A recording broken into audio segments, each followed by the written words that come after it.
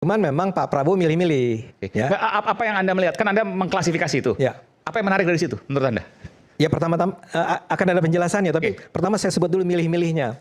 Tapi dia nggak mau mengundang orang seperti misalnya Roy Suryo, ya, atau bahkan Rocky Gerung yang sebetulnya dulu adalah orang dekatnya Pak Prabowo kan. Jadi dia kayaknya memilih orang-orang yang masih bisa diajak bicara nih, yang intelek kan. Maksud saya adalah biar bagaimanapun Bu Siti. Tapi apa salahnya dengan itu?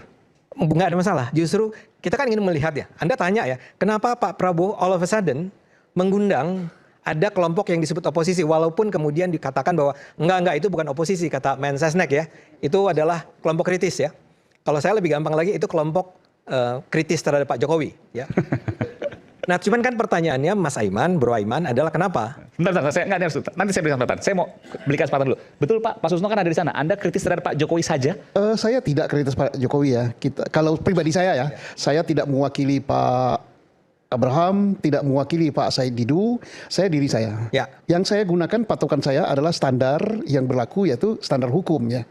Dalam segala soal. Ya. Nggak ada urusan dengan Pak Jokowi, apa non Pak Jokowi? Ya, saya dengan Pak Jokowi secara pribadi saya kenal, dengan Pak Prabowo secara pribadi saya kenal, tapi sepanjang hal-hal yang berkaitan dengan masalah hukum, kalau saya anggap salah, kalau hukum menganggap salah, bukan saya ya, kalau hukum menganggap salah, saya salahkan. Tapi kalau hukum menganggap itu benar, saya benarkan. Jadi bukan nggak ada kaitan Pak Jokowi, jadi tendensius dong Bung Ade nih? Nggak, dia katakan kan bukan saya kan. Kan yang hadir semua di sana Pak Susno, termasuk Pak tapi Susno. Kan saya nggak bilang gitu ya. Tidak, ya Pak Susno, ya, stop. ya. Anda kan, sekarang Anda berubah lagi nih. Enggak. Yang hadir di sana, Anda katakan saya nggak berubah-ubah. kelompok kritis terhadap Pak Jokowi. Iya. Pak Susno kan hadir di sana. Ya, kelompok. Benar juga dia katakan. Jadi kalau kita dengar pendapat-pendapat itu ya, ada yang kritis terhadap Pak Jokowi, ada yang netral. Jadi beragam ini. Karena kami yang hadir itu bukan dari satu Saya mau tanya Pak Susno dulu. Ya. Kalau Bung Ade menyebut yang datang ini adalah orang-orang yang dikenal kritis terhadap Pak Jokowi, apakah persoalan ijazah palsu ini menjadi bagian yang didiskusikan dengan Pak Prabowo?